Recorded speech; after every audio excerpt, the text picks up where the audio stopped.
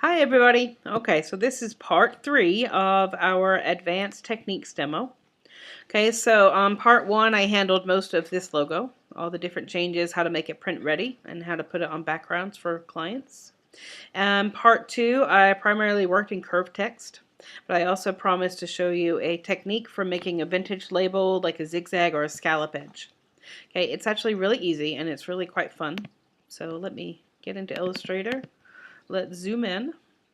Okay, you just draw a circle as you would for lots of stuff. You select it. You can go up to Effects, Distort and Transform, go to Zigzag, and there's two different ways you can make this look, with corner points or with smooth points. Okay, if you hit Preview, it'll tell you what it looks like. Oops. So you can add the number of points or the number of ridges per segment. So if you want to make it more like that. You can also reduce the size of the zigzag so it looks a little bit cleaner. Okay, maybe something like that for like, like a reward decal, that types of stuff. Okay, so you can do it like that. Or what I want to do for this is actually more of a scallop edge. So I'm going to drop that down. I'm also going to change this to smooth so I get a scallop edge. And I think that's about what I'm after. Okay, so I click OK. Now you'll notice that the actual path is still your regular circular path. If you want your path to be reassigned so that it follows these curves, you do what is called expanding a path. And you can use expand a path. You've already seen me expand text and strokes and things like that. You can also expand a perspective, like a 3D perspective. You can expand the details on a pattern or a symbol. You can expand a lot of things. Okay, but it's all using the same technique. That is, you have your object selected. You go to Object and you go Expand Appearance. And now you'll see that I have a smooth point that is making up this scallop edge. Okay? And you can adjust those points just as you would anything. They're the same as any other point. Okay? If you wanted to. Okay, I'm going to undo that. Anyway, that's just a really simple, quick, easy way to make a scallop edge. And it's kind of fun. Oops, undo that. That's another way of making a vintage label look to something. Come here. Not functioning today. Okay, so you can take both of these, you align them correctly, take this, give it a white center. I'm going to break one of my cardinal rules and put a color next to a color. Sometimes you have to break your own rules. Another little trick, you see how the stroke has the path centered on it? Something you may or may not know about is how to align that stroke differently. So watch that stroke. Now it's on the inside of the path. Now it's on the outside of the path. Now it is centered with the path. Okay, so just another little trick to keep an eye on. Okay. Oops. Okay, and again, outside of the path, inside of the path, centered with the path. Okay.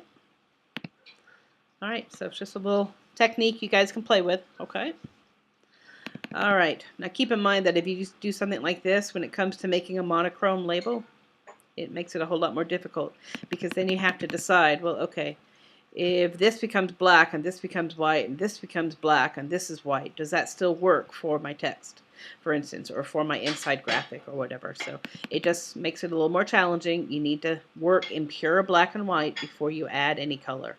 Once you have a pure black and white logo created, then you add your color, okay? Or you can do any color in white. If you don't want to use black and white, use blue and white, gold and white, whatever. Okay, but you don't want color next to color unless you're prepared to deal with that. Okay, and there are consequences to that. All right, so that is that part done. Now this one, let me make sure I'm covering everything. 5D, 6, and 7. Okay, so yeah, I already talked about that. Okay, I talked about that. Okay, so now this one has something else I want to show you guys though.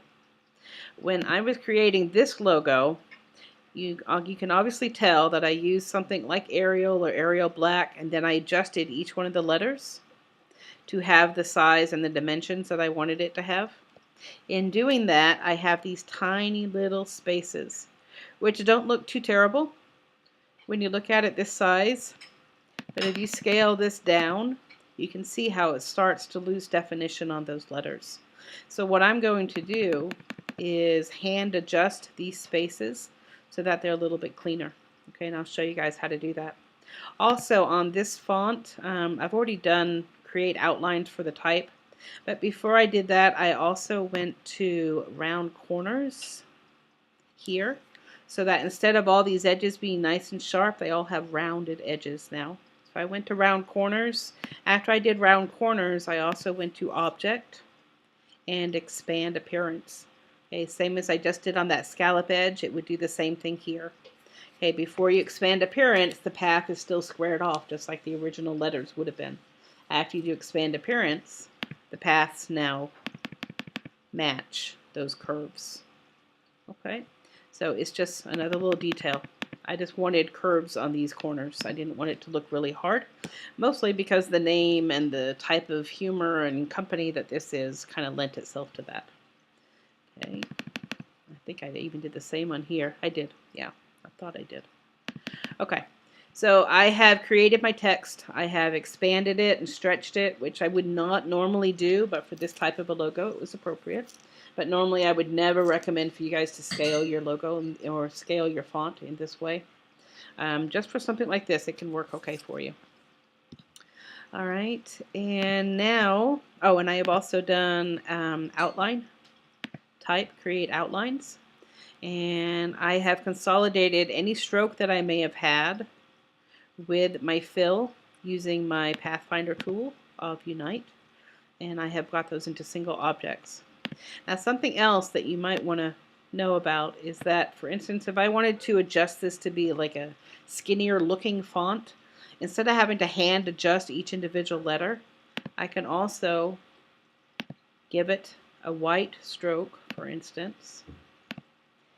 See, that starts to trim it off. Now, I'm not really fond of the look that it's giving it, but this is an option for some objects. When you're working with curves, it's a little bit weird. It's a little bit different. But if these were straight edge, then this would actually look pretty clean. Okay, and then once you do that, you can actually use the same technique of outline stroke. Oops.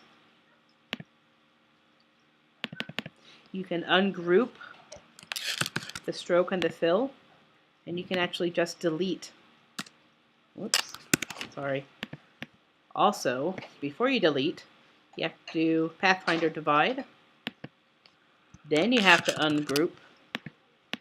Then you can select and delete. So now this is now a skinnier font.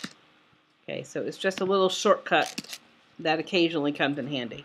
Okay, now I'm not going to do that for this, but I just wanted you guys to see it. Though actually, I could actually do that for making these areas bigger. But I'm going to show you guys another way of doing it.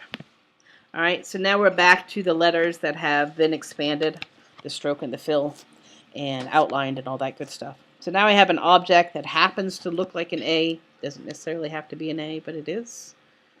And anytime you have done create outlines and you've created objects out of your letters, they now have points that you can manipulate. Okay. So in this case, what I'm going to do is select these points here, move them out, select these points, move them out, and I am actually going to delete these 2 points because they don't serve a purpose. And at this point I can simply move up. So what I've done is made that A little bit easier. Now I would probably have to do it even a bit more. I would test this a couple times. It looks better than it did before, which was super skinny, so it's a little bit easier to see now, but I would still make that a little bit easier. Wow.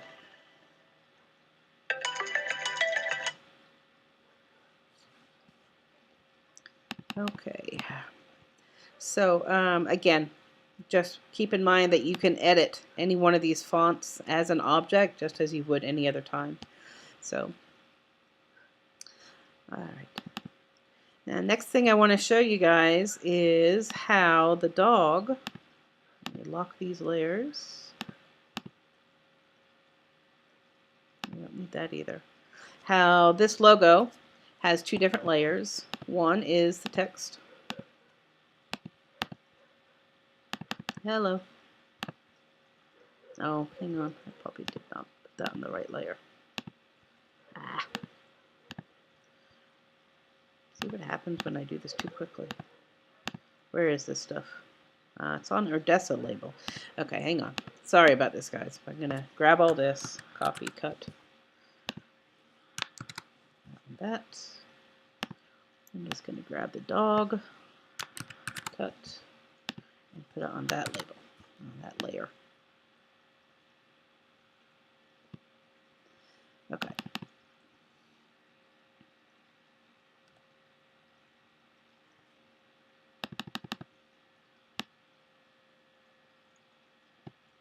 Okay, now I'm happy.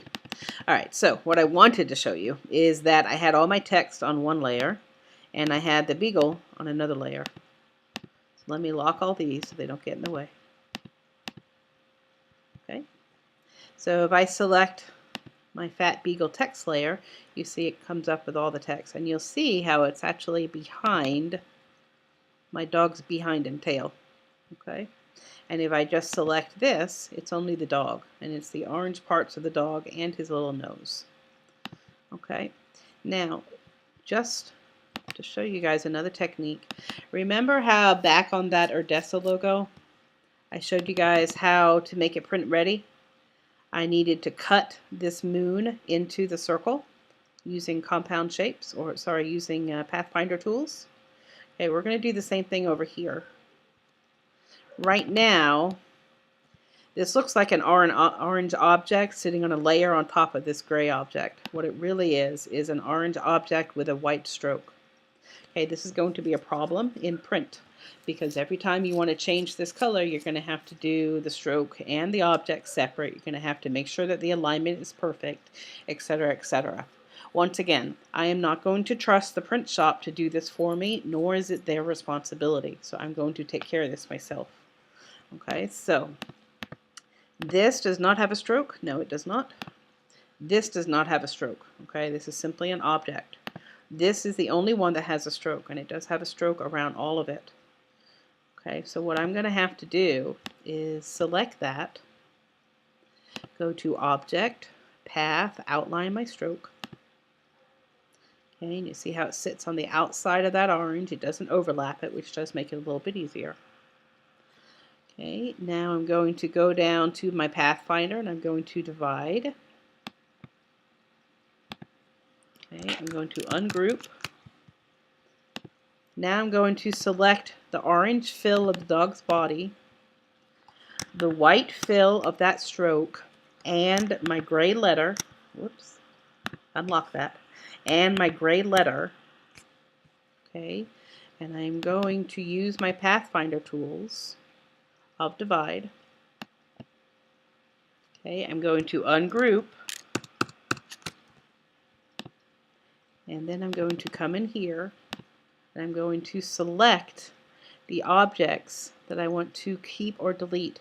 So right now this object is this white stroke on the outside of the tail up to this edge. Okay, it's a white object. I'm going to delete that.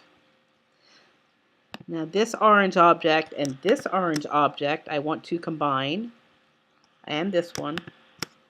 So I'm going to make that unite. And then I also know I have a white stroke on the outside of this object that I'm going to go ahead and delete. So now what I have is a solid object, no stroke, and a solid object, no stroke. Okay, so this T no longer is shaped like a traditional T, right? Earlier it was, that line went behind the orange dog's behind. Now this gray T has this shape to it. Okay, I hope that makes sense to you guys. All right, so I just simply cut all those pieces apart so that now I can take this whole thing And I can make it a solid color, whoops, if I have to. Once again, it can be a monochrome logo if I need it to be, which is, whoopsie, I forgot one little piece, hang on. This is another piece of that white fill. I'm just going to delete that real quick. Okay, so now this is all one solid object. Okay, and I'm going to leave these as two separate objects, the nose and the face, I guess you could say. But you could also unite these in a monochrome. But because I know I'm going to use this as a two-color logo more often than a single-color logo, I'm going to not do that. What I will do, however, is pick this and this and make it a compound path so that they are always linked together. So I only have to click on one object if I want to change it to a different color, for instance. Okay, I could also select this and make it a compound path so that those always go together too. And this I could also link with the orange dog. Okay, but anyway, those are additional options for you if you want. Okay, but now it's really easy for me to make this a single color logo anytime I need to. Okay. All right, so I think that covers just about everything. So the most important things that you guys need to know is creating outlines of your text. Okay, and again, that's create outlines here. It's very important for print ready so that you can avoid this problem and also the problem of people messing up with your logo. Okay, it's not their responsibility, it's yours, and trust me, you do not want to trust another designer or another print shop worker's design ideas when it comes to your work. Okay, your work is your copyrighted work. You can put a copyright on anything that you create. Okay, there are some time restrictions and ways that it could be used, potentially. But generally speaking, simply placing a C and the date and your name on something gives it a copyright. So it's yours. It's your responsibility. That also includes if you did anything illegal, such as using somebody else's work or a font that is not approved for commercial use. Okay, so be aware of that little detail too. There's a couple minutes left on this one, so I'm just going to show you very quickly two of my favorite sites for finding fonts. First one is the Font. It has loads of options. I never, ever, ever download a font to my machine that is not approved for commercial use. Ever. Okay, you see this one says free for personal use. But if I were to download this and accidentally use it in a commercial project, not realizing that it was a personal use only, then I now have a copyright problem on my hand. So if it says for personal use only, I do not download it to my machine. I'm very fussy about that. It's a personal choice I make. I don't want to have the problem. And there are so many out there, you really don't have to worry about it. You know, this one is 100% free. Sometimes they'll say, you know, approved for commercial use. And this used to have a search function. Does it still have it here? That would allow you to only locate fonts. Hang on. That are approved for that. Yes, okay, here we go. So 100% free. If it says free for personal use, I don't want it. If it's donationware, shareware, demo, unknown, I don't want any of that. I will take 100% free and I will take public domain, but those are the only two I'm going to accept. Okay, it cuts down on your options, sure, but I know that those options are legal. So anything that I need to download, I can now download it and install it in my font book without having to worry about it being legal or not. And as I said, there's tons of choices out there. I mean, there's tons. Look, there's 12 pages of sci-fi fonts here. Okay, and again, you want to make sure that this is like way too hard to read. I would never download that. If I can't read it very quickly and easily, I am not downloading it because I'm not going to be tempted by it. Okay, you can also type in whatever it is you want to say, and it will bring up those words. Whoops. Go back. No, not that one.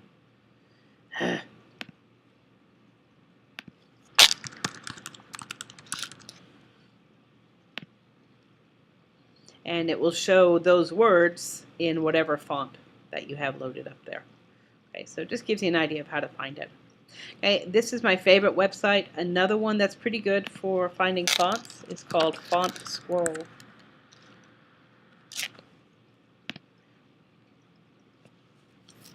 Okay, it can also identify fonts, which is kind of a nice bonus. Okay, but there's a lot in here as well. Be careful when you're downloading fonts. I haven't actually been affected by any of them yet, but I'm on an Apple, so Apples tend to be a little more virus kind of, um, forgot the word. Totally missing the word. They are resistant, sorry. Resistant to viruses more so than a Windows-based machine. So do be careful about stuff that you are downloading. Like if it says offsite, I gotta tell you, unless I really love that font and I was sure I was going to use it, I would hesitate to go offsite to download something. I don't know where it's sending me. So I do tend to be a little more careful about that. And as you can tell, it's not like I'm short on font selections here. Okay, so in fact, there's a lot in here I really need to dump because I never use them, including all these foreign language ones. I'm just highly unlikely to use them. So just be careful when you guys are downloading fonts that, one, you don't get infected, and two, you don't download anything that has, potential liability issues in it for you. Protect yourself whenever you can. And, don't download fonts that you really shouldn't be using anyway. Like this brush script, ugh, hideous font. Don't like that one at all. A lot of these, Federico, I think I use that for a school flyer for my kids' school, so I'll keep that for now. But I wouldn't probably use it for much. It's too hard to read. This one, if anyone has seen the Exotica medium, it's too fancy for just about anything. Maybe a headline on a poster you could get away with it for, but certainly not for logo use. A lot of these script fonts are just too hard to use most of the time. You have to be really, really careful with script fonts. Script in all caps almost never works. It's usually pretty hideous. Anyway, just be careful. Okay, it's a taste issue, but it's also a practice issue. I'm also going to put up an announcement that talks about how some fonts have kind of been, let us say, degraded over time because they've been overused and they've almost become like a joke amongst designers. So you kind of get a feel for those after you've been working in design for a while too. Comic Sans is one of those. Papyrus is another one. There's a few kind of classic examples that tend to be really popular with students, especially Papyrus. It's very popular with students because it does kind of have a nice look to it. But it has become a joke within the design world because it's just been so overused. So be aware of that. All right, I'm going to sign off. This is part 3 of a 3-part demo on advanced techniques. I appreciate your attention. I hope you found at least some of it useful. And take great care. Talk to you guys soon. Bye-bye.